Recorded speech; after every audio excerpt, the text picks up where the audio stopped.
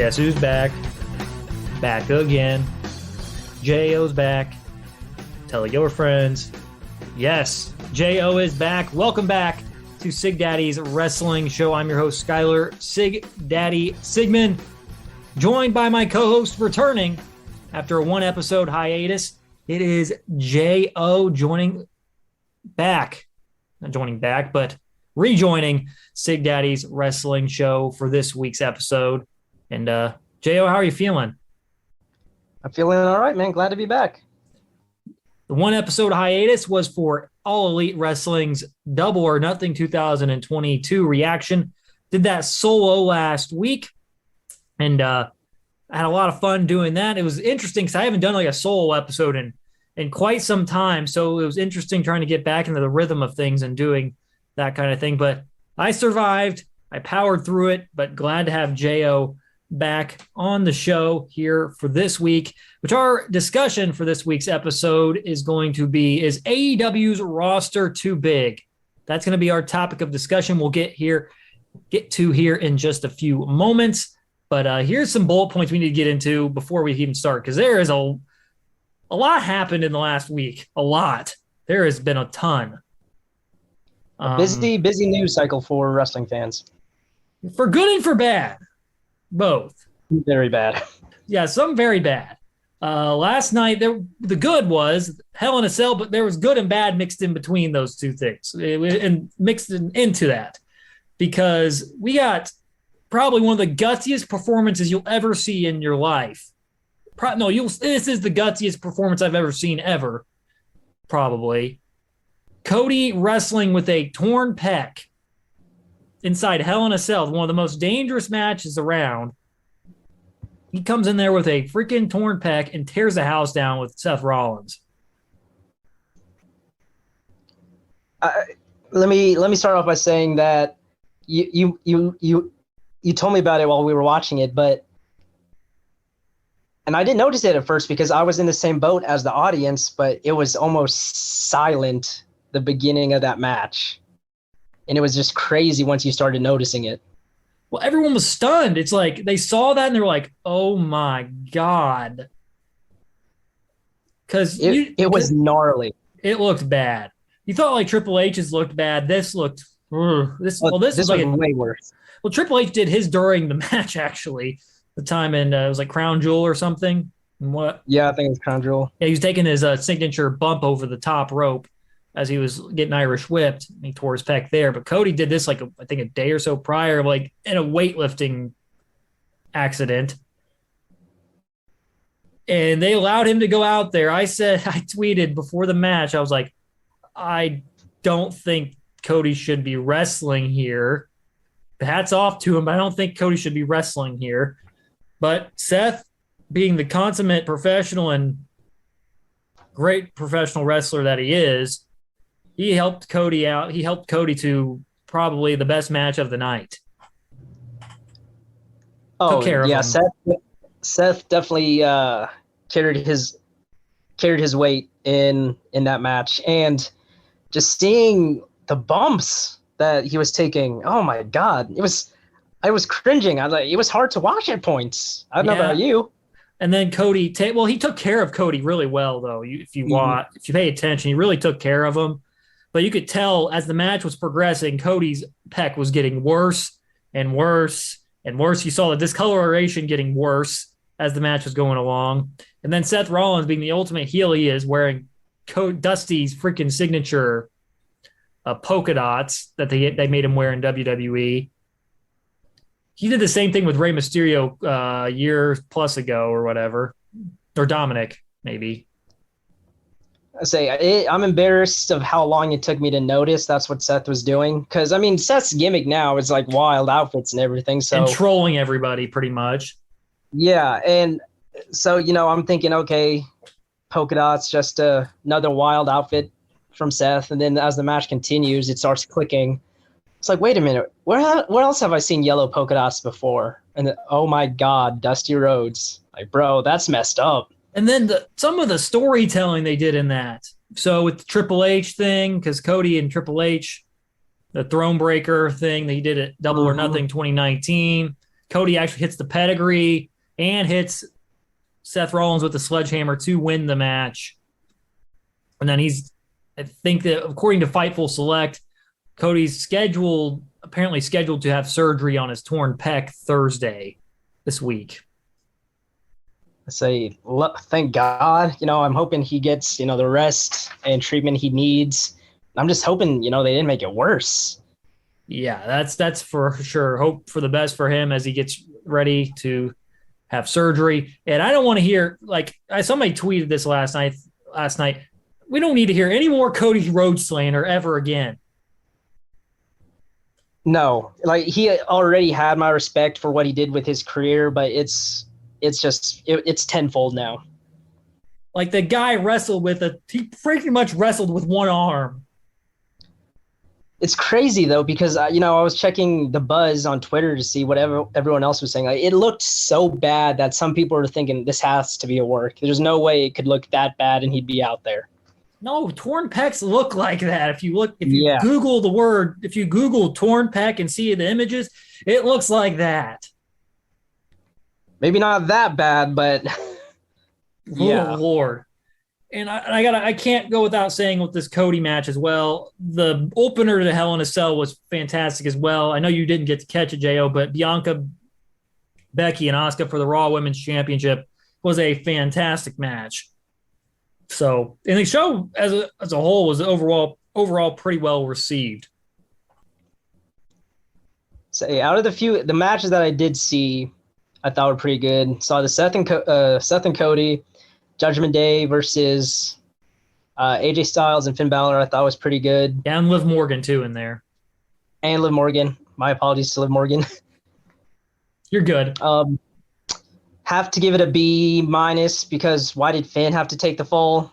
You're a Finn fanboy. It's been, if people at home, if you're not aware, Jo is a Finn Balor fanboy. I'm just saying he, one of the best performers they have right now. Has not yet had the opportunity. Well, okay, I guess I should take that back. But he's had opportunities. It's just very limited opportunities, I'll say. Very limited, yeah. Mishandled opportunities, I'm going to say too. In my mind, the Demon is still undefeated. Mm-hmm. But, I mean, jokes aside, it was still a pretty decent match.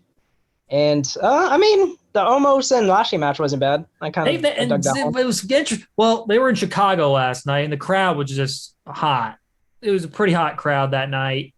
And they were really popping for Lashley after he won, because they were he had him, he grabbed the replica WWE title from the crowd and held it up, and the fans were going freaking ape.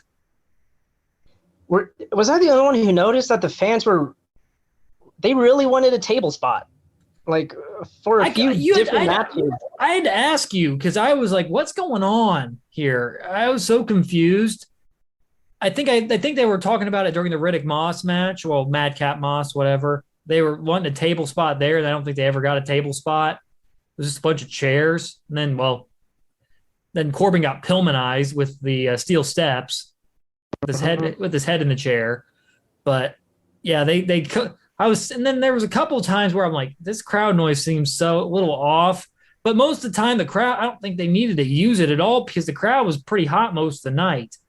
If they did, I don't know. I don't know if they did or not. And the last thing to say about that, I'm pretty sure during the main event with Seth, when he finally did get the table, I think they were chanting, "Thank you, Seth." Yeah, they were saying, "Thank you, Seth." They wanted a table spot that badly? Am I missing something that's going on in the... I don't know. It was whatever. The match is fantastic. It'll be interesting to see, even though it's Dave Meltzer star ratings, because if it's not in the Tokyo Dome, you know what it's going to get. Mm-hmm. Or an AEW, right? But so it'll be interesting to see there. But love all professional wrestling, by the way. It's just his rating scale is very, very subjective. When you don't give Kurt Angle, Shawn Michaels 5 stars, I have a little bit of an issue. A little bit of an issue there. But Moving into someone that does have some issues, work or shoot, with AEW, or work shoot, is MJF. And apparently, after that promo this week, which he called Tony Khan at the end of it, "You effing mark." He was calling for Khan to fire him, you effing mark. Gosh, the promo was really good, by the way, and he made a lot of good points. He mentioned the big dub. He did, because all these other guys get WWE contracts. Then the WWE guys get bigger contracts than him, and he's the second highest ratings drawer in the company, and he should be getting his fair shake. And he's got to be perfect, more perfect than everybody. And he always knocks it out of the park when he does get opportunities. He just feels like he's not getting treated fairly and all that. Then by the end, they cut his mic off. They go screen to black, and they don't even address it on the rest of the episode of the show. And so in reaction to this, PW Insider reported, I think today, from a source from Warner Brothers Discovery, that there has been an order issued to remove MJF from promotional materials for AEW. So like commercials, probably the opening video package and all that. His name's also, in addition to that, has been taken off the AEW roster, and his merch has been removed from shopaew.com. This has to be a work, right? There's no way. This will be a great work if it is. I mean, with these work shoots, I mean, let's say there's someone listening who doesn't necessarily know what that means, and it could be myself. What do they say? Just go out there and give a heated promo with some passion. Like, you can say really whatever, just keep it clean-ish. Well, he didn't keep it clean there at all. No, yeah, and the cutting off of the mic, like, is that real? Like, I don't know. I know they pulled the same thing with CM Punk, where it was like, okay, he's saying too much, we got to cut the mic. And the thing was there too, you got to think about this. The Warner Brother Discovery executives were there in the crowd in LA. This I did not know. He mentioned it in this promo. So I don't think Tony Khan would let him go out there and say all that. I could be 1,000% wrong here, but I don't think Tony Khan would be comfortable having him go out there and say all that without being some kind of end game to this. No, I think you're right, because I didn't see the entire promo. I should preface this. I only saw the highlights from Twitter and on YouTube when he mentioned the WWE guys, called Khan a mark. I saw all of that. Saw when his mic got cut. So I was thinking, I didn't see that part, but no. Now that you say the executives were there, I'm thinking, that's kind of a risky thing to do if if this is a work. Yeah, that's the thing though too with that. It's just, I'm like, would you really send the guy out there if that's the case? If there's that big of a problem backstage, because this all stems from MJF not showing up for a meet and greet at Double or Nothing, before Double or Nothing, and then he was apparently in no condition to be there, so he may have been drinking a little bit. I don't know. We'll see, but maybe they've patched things up and this is just a huge angle, but I don't know. I don't know. Nobody knows. The only people that know are Tony Khan and MJF, probably. You're not wrong. And MJF was pulling from somewhere, like this was coming from somewhere. So maybe something deep down that he was feeling, and finally it resurfaced. Yeah, and he also had a MJ. That CM Punk came out after that promo too. He did, yeah, but this wasn't on air. No, it was during commercial. Yeah, he came out, and it's like, what? Because it was like, he'll compare it to the pipe bomb. It's more of a freaking nuke he dropped more than anything. MJF did. dropped the freaking nuke. Yeah. But yeah, we'll see what develops here in the coming weeks, months ahead. Who knows what's going on? Nobody really knows what's going on except the guys in charge. So we'll see about that. And then lastly, it involves, before we get into the main topic, it's been a while, but we'll get into the main topic here right after this. And it's injuries right now. Because we just talked about CM Punk. We mentioned him. He broke his foot diving into the crowd last week before a 6-man tag on Dynamite. Literally just won the AEW title 3 days prior. So he needs surgery now. So there's going to be an interim champion crowned at AEW's New Japan Pro Wrestling's Forbidden Door, where they'll have, so this week on AEW, they'll have a battle royal. The winner of that battle royal will take on Moxley that night. And the winner of that will go to Forbidden Door representing AEW. And then it'll be Hirooki, I can't even pronounce his name right. I feel like an absolute doof. It is Hirooki Goto will face Hiroshi Tanahashi, who was supposed to face Punk at Forbidden Door. They'll face off in an eliminator match to decide who will go to the pay-per-view and take on the winner of the AEW side, and the winner of those two, AEW and New Japan, will face off, and they'll crown a world champion at Forbidden Door in Chicago. It was very complex. It was poorly explained on Rampage this past Friday. Incredibly confusing. It could have been better, but there are also more injuries. Bryan Danielson, according to PW Insider, is apparently injured as well right now. It's rumored to be a concussion, but not confirmed. Sounds like he'll be okay by Forbidden Door. He was pulled from a meet and greet this past weekend due to being able to travel. NWA World Champ Matt Cardona has to get surgery on his torn bicep. So some of the guys for Forbidden Door, by the way, IWGP US Champ Juice Robinson, he had appendicitis recently, so that's forcing him to miss some shows. Will Ospreay, he's also missed some matches recently due to a kidney infection. Adam Cole is also nursing a multitude of injuries right now. And so this is a big problem right now in wrestling. And then we got to add on Cody's torn pec, because WWE, who do they have in line right now? Who's going to be the main guy on Raw anymore? Is it going to be Seth, I guess, now, since even though he's lost 3 straight times of pay-per-views, or Bobby Lashley too? I would love it if they gave Bobby Lashley a rub, give him a nice little push. Yep. But gosh, this is like the injury bug is hitting the wrestling world hard right now. I'll say I don't think it was this bad since 2015 for the WWE, when like Seth was gone. I think that was the year Seth just destroyed his knee. Yeah, he did in a house show match. Yeah, that was the year where, they didn't have like the star power for Mania, so then, they had to call up some of the legends to make an appearance. They had Triple H rise. They had Triple H as the world champ heading into that Mania against Roman Reigns, which did not end well, really.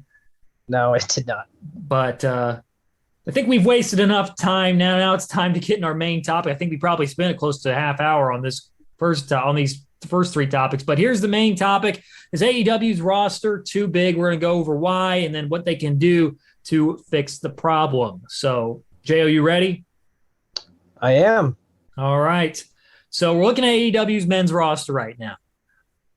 Over 100 wrestlers on the men's roster. There is not enough time for all these guys. Like, how long are their shows? What? How long are their shows? 2 hours? They have 3 hours of weekly like broadcast television, like on TBS and TNT during the week combined. So 2 hours on TBS on Wednesdays, 1 hour on TNT on Fridays. And then they have Dark and Dark Elevation that air Monday and Tuesdays during the week, but that's on YouTube. So not as wide of an audience is going to watch those. And so a lot of people aren't aware of those shows. They just watch the TBS, or they watch Dynamite or Rampage. And that's me. I don't watch Dark or Dark Elevation, but that's a problem because a lot of these guys are not going to get an opportunity to wrestle on television, as well as the females as well. There's issues with both right now. Right. Like, they're as much as AEW says they want to be different. They're getting a lot like WWE. they're making the same mistakes. Yeah, And I'm very I'm very pro AEW, by the way. I can see the issue right now. So do you think they're having that same mindset of WWE I don't know, but the idea of keep everyone so no one goes anywhere else? Do you think that's the kind of thing they're going for now? I don't know if that's the case. I just think he's stockpiling talent. He's also got, I'll get more into it. It has to do with Ring of Honor later on, but we'll talk more about that going forward. But there's like certain wrestlers on the men's side. First off, we'll talk about the men's side first. There's guys on the men's side that I get why they're not featured on like TV regularly. Like there's Angelico, even though he's pretty dang good. They're like featured on Dark and Dark Elevation, like Serpentico and Luther. It's called Chaos Project. QT Marshall, Aaron Solo, some of those guys. I know why I get why they're not featured on TV prominently. But there's like there's up and coming talent that on the roster that don't get featured on TV regularly that probably should, but they're getting left off due to the guys that just been brought in, the WWE, ex-WWE guys, which you can say ex anything, the ex-TNA, ex-WWE, ex-Ring of Honor, these guys have all worked in some of the, actually, I think pretty much all of these guys I listed from the WWE side have worked in Ring of Honor at some point or another. So, but like there's guys like the Varsity Blondes, like Brian Pillman Jr., Griff Garrison, Dark Order, who was one of the most prominently featured acts like last year around this point, is like nowhere to be seen most of the time, other than sporadic TV appearances. Brian Cage, who's been left off of television mostly since last year, he's a beast, but the only match he's wrestled semi for AEW recently, like a semi AEW match, is the Ring of Honor show back in April, the Supercard of Honor. He was featured on that. Lee Moriarty, we watched him live in Indianapolis when we went to AEW Dynamite. He was fantastic, by the way. Yeah. Because he was working with Matt Sydal, and he was great. He was getting chance and he's a great technician. I don't know why he's not getting featured at this point. Like, give him an opportunity, do something on television. What about Matt Sydal? He gets a little bit here and there. He gets more featured than Lee. I don't think I've seen Lee on TV in like a month. Lance Archer, who's an absolute monster, like a 6'8" monster, can do freaking moonsault off the top rope. He's not been featured. Orange Cassidy's been like MIA for God knows how long. Has Keith Lee? Keith Lee has been featured recently because he just got brought in about a few months ago, but he's been featured in a tag team with Swerve. But also you got to mention this. Miro has doing some other projects, but Miro finally returned last week after like 6 months of being gone. And there's other people like some of these original AEW talents they signed, like the original. There's a couple here: Sonny Kiss, Chuck Taylor, and Kip Sabian. Those three people are not featured on TV too often. And you said they're like original signees. Yeah. See, that's a bad look. You have your original signees that you want to build, original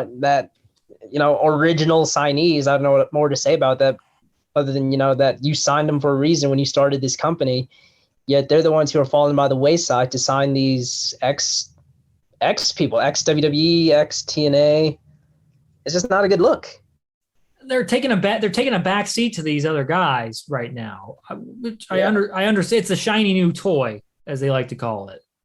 Kip Sabian has been healthy probably for the last 6 to 8 months at least, and he hasn't been featured on TV at all. Like, other than his gimmick is underrated and over it. He has this like trash bag he wears over his head that says that stuff. he'll show up on TV with that thing on, but then that's all he does for like, he hasn't done anything since then. But they're taking back seats to these guys like Samoa Joe, Keith Lee, Swerve Strickland now, and Jeff Hardy. Not to say that those guys aren't incredibly talented guys. Say Jeff Hardy can still go. Yeah, he did not look great in his tag match recently with the Bucks, but that was due. We found out later that was due to him being pretty dang beat up from his Darby Allin match. That if you haven't watched, it was absolutely freaking insane. Oh, I don't. Darby Allin, Jeff Hardy in a match. I wouldn't even have to watch it. I could just imagine the bumps and spots that those guys would hit each other with. Yeah, it was anything goes, and when you have those two kind of wrestlers in an anything goes match, they're going to take the biggest risks possible. Yeah, for sure. So no surprise Jeff Hardy was beat up there. Yeah, but you get what I'm saying here with these guys that have been there for almost the whole time, and they're just taking a back seat to these other people. And they are homegrown. They have some homegrown. They are using some of their homegrown talent very, very well. I'm just saying, there's with the TV time recently, it's been more focused on them, on the new people. I mean, it's a business at the end of the day. They want to make money. How do you do that? Get people to watch. How do you get people to watch? Focus on focus on wrestlers that people are familiar with, which, most cases are going to be the ex-WWE guys.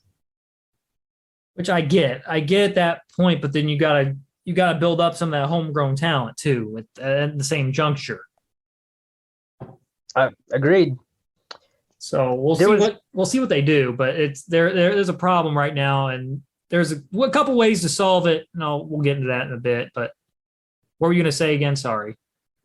So you may have heard me say this about AEW. I know I've talked to my brother who watches wrestling about it a lot, but anytime I watch an episode of AEW, I just cannot believe how many stables there are.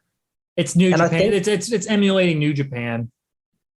And I think part of it is because of, the problem we're talking about right now. Like, they just have so many people that they want to have something to do. So what do? They just throw them in a stable. And it's a lot. Like, it's a lot to digest. Like, here's a few that when I was looking it up, wanted to, kind of see. There's the Elites, obviously. You talked about Dark Order, but the Chris Jericho Appreciation Society. I hate that freaking thing. That name is just Death Triangle, Jurassic Express, House of Black, The Pinnacle, Team Taz, CMFTR, Blackpool Combat Club, and that's just a few that I listed. And I don't think CMFTR is really a thing. It's just kind of it's just yeah. The Pinnacle, I don't even think is a thing anymore, really, because it's like they have technically. I think FTR is still a part of it, even though they're not really at all. And the thing that gets me about it is that at the time the article I found was written, there were 10 members in the Dark Order. Like, that's just so many. Yeah, I don't know, but it's just so much. It's a hard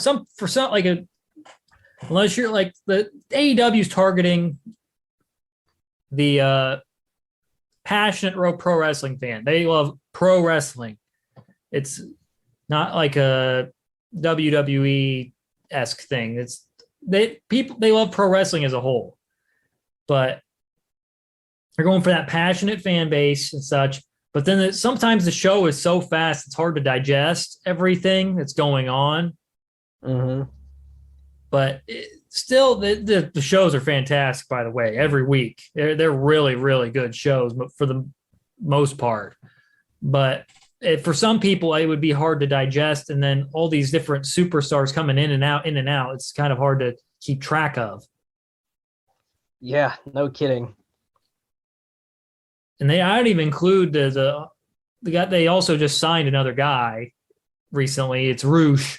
He's a former 2-time Ring of Honor world champion. He just joined Andrade, who hasn't been featured a ton, really. If you think about it, Andrade's been kind of thrown by the wayside recently. He's not really featured a ton on television. That's kind of a travesty too. And with only 3 hours of mad talented performer. Yeah. Then we're going to shift over to the women's division now, looking at that, the female wrestlers. And so they have around probably close to 30 women's wrestlers on their roster. The thing is that this issue for the women's roster stems from the men's roster. There's problems with the women getting enough TV time each week with just 3 hours of like broadcast television time on national TV stage.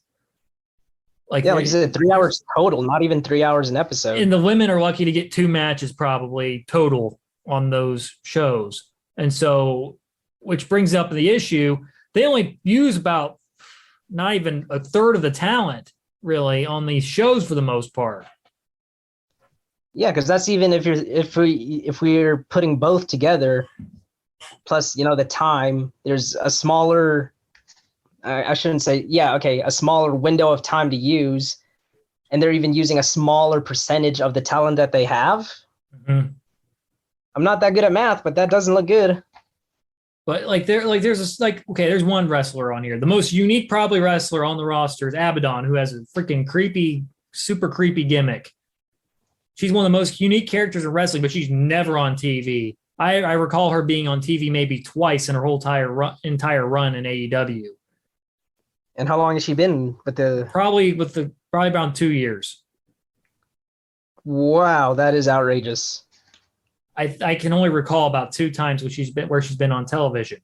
Ruby Soho, until recently, she had been used very infrequently on television. Like you wouldn't see her. Like she was not even she was hardly ever on TV.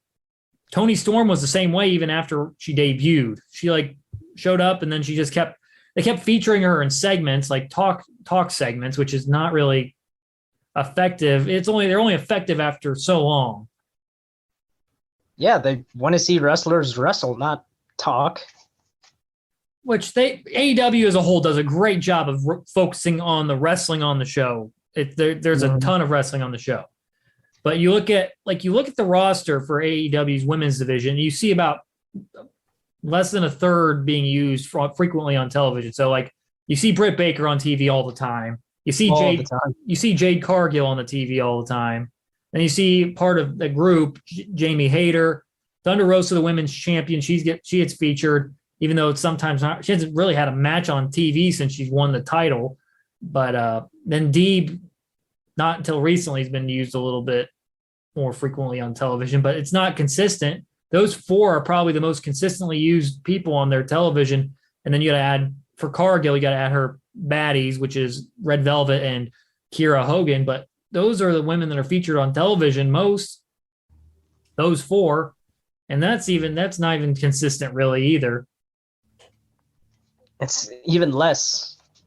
And Chris Statlander doesn't get used that often. It hasn't been used very often on television recently, but there's a feud coming into play, so that's good for her. But it's so wishy-washy. The problem I had with AEW Double or Nothing was, so they had a TBS Women's Championship match. Mm-hmm. It was Jade Cargill versus Anna Jay with literally no build. At least there was a match. They had Anna Jay just show up to make a save after a beatdown, and that was literally set up the title match. Just that? That's all it takes? That was it. That was probably my least favorite match on that entire card. And that was just due to the lack of build. That was mostly what it had to do with, because I'm like, why should I care about this match?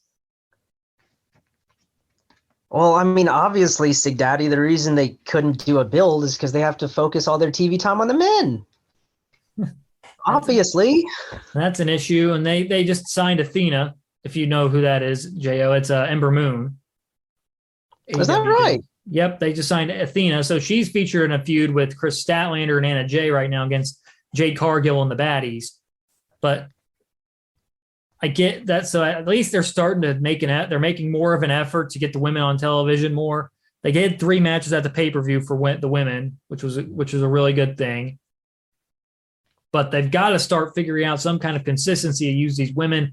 There's also women on the roster, like talented women like Riho, who's the former women's champion, Nyla Rose, who's a former women's champion, and Mercedes Martinez, who is the Ring of Honor women's champion right now. Those people are not even used frequently right now. They're infrequent. They're just kind of randomly used at times. It's just a problem. I mean, I wouldn't say it's just an AEW problem. I mean, I know WWE had that problem for the longest time. It still does. Yeah, it's less so now, but it's definitely better. It's better, but it's still not the best. It could be. Yeah.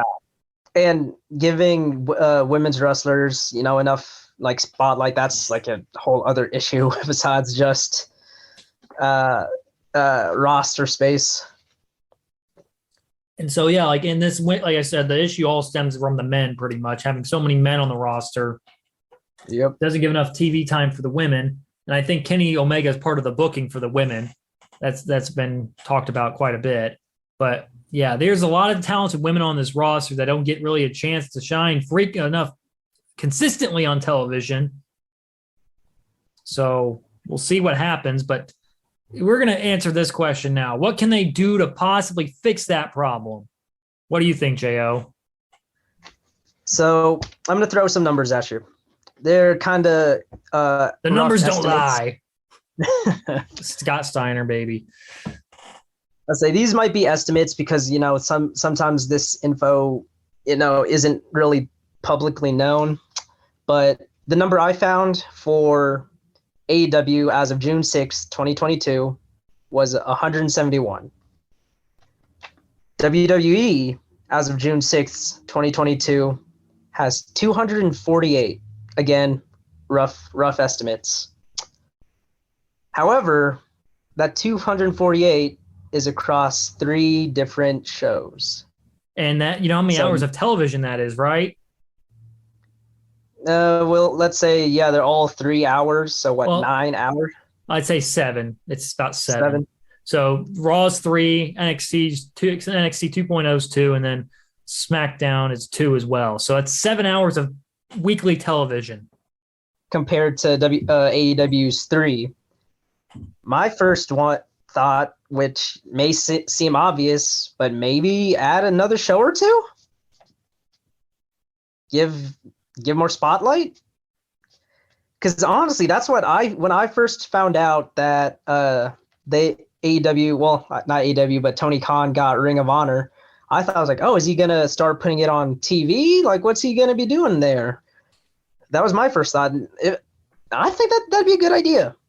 It's an established-ish brand mostly for wrestling fans, people in the know. But Ring of Honor's had a lot of influence on the current crop of wrestlers, if you look at it. Oh, 100%. And with the notoriety of that, and they have experience, they have production experience, so maybe they could just help clean it up with some of that con money, and then put it on TV. I think that'd be a good idea. That was my first thing. Really, was it's get it rebooted. They gotta get it rebooted here sometime soon. Like, you got to do it, because Fightful Select reported that recently that the plan is to have Ring of Honor's Death Before Dishonor pay-per-view in July of 2023, not 2023, but July 23rd this year. So about a month and a half from now. But I think that would help. But you need to actually start developing some storylines for that, just not randomly throw crap together. And then I think that having this extra brand would give more opportunities to these men and women. So if you had an extra brand, you get some television maybe.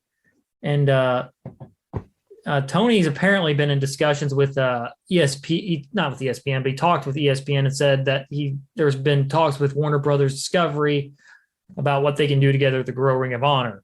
But like, well, you need to figure out somehow, some way to get on TV soon so they can get these wrestlers prominently featured that aren't prominently featured on AEW currently. Exactly. That's what. And, I don't think wrestling fans would hate the idea of an extra AEW wrestling show during the week. No, it's technically AEW, but it's really it's Ring of Honor, but yeah. It's Ring of Honor, but it's an AEW produced show. Right. That's what I was really trying to say. But I think giving that it just needs to happen here sometimes relatively soon, because otherwise this is just going to continue to be an issue moving forward. I say, because so the making another brand making another show, making another brand was my good option. My bad option was to pull a WWE and just start cutting people, which I do not want for anyone. That is horrible when, you're working your dream job and then you're just told, yeah, we got to let you go. So here's my idea on that. Mine's a little bit of a nicer move here. So Tony Khan recently, he's let some like contracts expire, like Joey Janela's and a few of those. So maybe hopefully there's some of these contracts that he has on the books right now that are getting ready to expire. Not that I don't want anyone out of a job. That's not my thing. But you've got to free up some kind of roster space so these people can actually go somewhere else and maybe flourish. I feel like it's such a weird thing because it sounds like I'm speaking like I was. If this was like 2 years ago, this would be I'd be talking about a WWE type thing. If you ever really think about it. You're right. Yeah, we had this conversation on a few of the episodes when we were talking about the WWE cuts. And so, like, maybe some of these contracts are coming up here soon, so those other people can go sign somewhere else and have opportunities elsewhere. But so this will free up some TV time, maybe not free up, but it'll free up some opportunities maybe for other people to wrestle again and get more notoriety back and get more prominently featured. But we'll see what happens with that. It's just there's only a couple of ways to solve the problem. Your way is one of them. It's not the best way. It's not the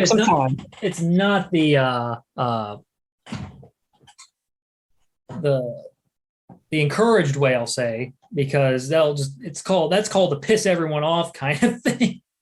If you want to piss everybody off and these all our keyboard warriors, AEW is a piece of crap. Oh, they fire their people, blah, blah, blah. They're no better than WWE.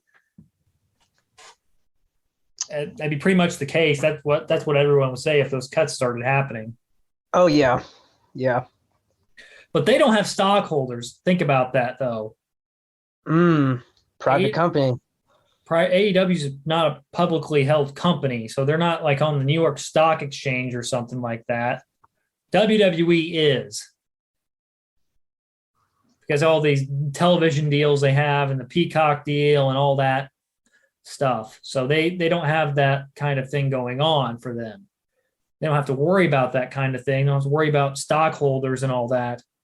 But there's definitely an issue. It's a problem. The roster issue. Jesus, sorry. Hold on. Excuse you, man. Yeah.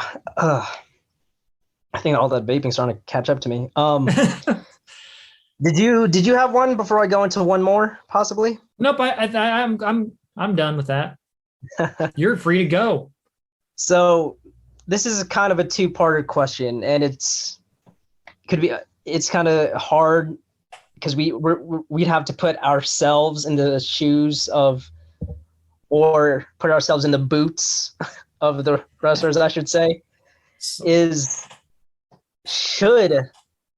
Okay, so we agree one of the big problems is AEW's bringing in all these ex WWE guys and focusing on them, the TV time, all the matches and all of that. You would agree with that? Yeah, and they're not just ex WWE guys; it's just more prominently named guys. Because you'll have those people say, "Oh, they're ex everything." They Right. Everyone's ex something, but it's these prominently featured guys in WWE at some point. That's pretty much what it is. But these bigger names. Okay, agreed. So my thought in question was, should they stop signing these big names? Like everyone almost there was when Brian Danielson, and Adam Cole left the WWE, it was almost guaranteed they were going to go into AEW, right? Like there were the rumors circulating, but everyone, from what I saw, people were positive that it was going to happen. Mm-hmm. And eventually, of course, it did. And, of course, Brian Danielson, one of the best performers in WWE, one of the best wrestlers in the world, is leaving the, WWE. He wants to wrestle. I know he'd want to wrestle, So his contract expires, he goes somewhere else. So my question is, if AEW, let's say AEW recognizes this problem and wants to fix it, like, would they have turned down Brian Danielson? I can't. I could that see. There's certain names. There's certain names you don't turn down. That's one. True. But then there's a couple of guys. So like maybe like the most recent one, Roosh. He's good. He's really good. But do they really need to add him to the roster? No. Like I like Jay Lethal too. He's a great addition, but did they really need to add him as well? Probably not. Jay Lethal's one of the most decorated Ring of Honor wrestlers ever, but I don't think they needed to add him to the roster. They didn't really need to. Who's some other guys that are included on here? But Adam Cole, that was a foregone conclusion. He was probably going to go to AEW. Oh right? Yeah, he's at his girlfriend, his boyfriends. I mean, his best friends. I kid. I have respect for all of that. Yeah.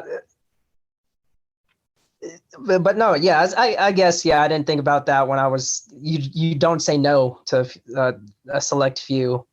Like you won't say no to CM Punk, who's been gone from wrestling for this long. You won't say no to Bryan Danielson, who is arguably one of the greatest wrestlers going in the world today. And it's been going for the last 10, 15 years. Right. And then the part where I talked about us having to put ourselves in the boots of the wrestlers, this is, while it's a dream, they need to provide for their family. And I don't know if some of these numbers I don't think are ever disclosed, but I'm pretty sure CM Punk, Bryan Danielson are making a pretty decent penny. I mean, that's one of the reasons MJF was so upset. That's what I was about to bring up. But okay, the thing with, like, I'm going to come play devil's advocate with the MJF thing. Punk and Bryan Danielson are two of the biggest stars of this past generation for wrestling. You're saying they deserve it. They've earned it. Yeah, they've earned it. They've built their brand up to that point. MJF is, though he is one of the biggest stars in the company, he has not built up that quite enough yet to like garner that kind of money. But he's not, like, I think it has to do with him not being even close to what they're making and some of the other recent signings that have been made. No, I agree with you 100%. I mean, when I saw that promo, that was one of my first thoughts. It was like, yeah, they're making more than you. I don't doubt that, but come on, man, it's CM Punk. It's from AEW side, it makes so much sense to do it. But okay, let's put ourselves in the boots of a few other wrestlers.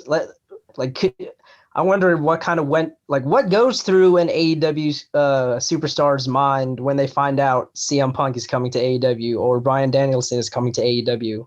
Like, do you think they have the thought of? Well, there's a lot of the probably initial reactions are like, hell yeah, we're getting Punk. We're getting Punk. We're getting Danielson. These guys are freaking awesome. These guys, they can help us a lot. They can help us grow. But at the same time, you've got to look in the same token that, oh crap, I'm not going to get any TV time. Very, very, very good point. That's the thing. It's there. You can look at both sides of the coin in this situation. There's a benefit to it with business wise, making money and such, but there's also some of these guys that have been busting their butt with the company from day one that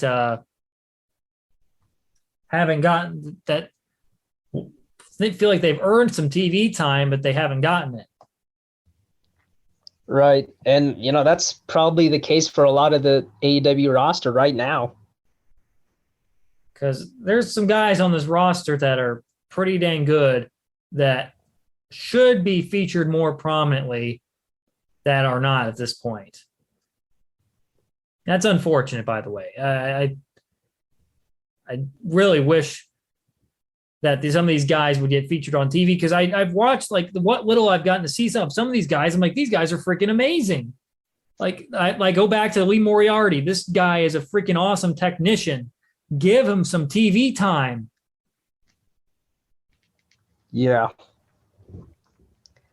I mean, it's a problem. Like with the questions that, I was proposing, I don't want. I'm so happy that Bryan Danielson was able to wrestle again in the WWE for a little bit, and I'm really glad he's still doing his thing in AEW, and I'm glad CM Punk found a love for wrestling again. But there's always I wanted to bring the idea of sometimes it's not always the best situation for other wrestlers, and I don't think I'm wrong in saying that. No, and there's been word kind of going around that some of these AEW wrestlers are looking at Cody's situation in WWE right now and how he's getting a good push. But you got to think with Cody, he has history there. Yep. Not everyone's going to get treated like Cody is getting treated right now in WWE because Cody wrestled there for 9 years before leaving.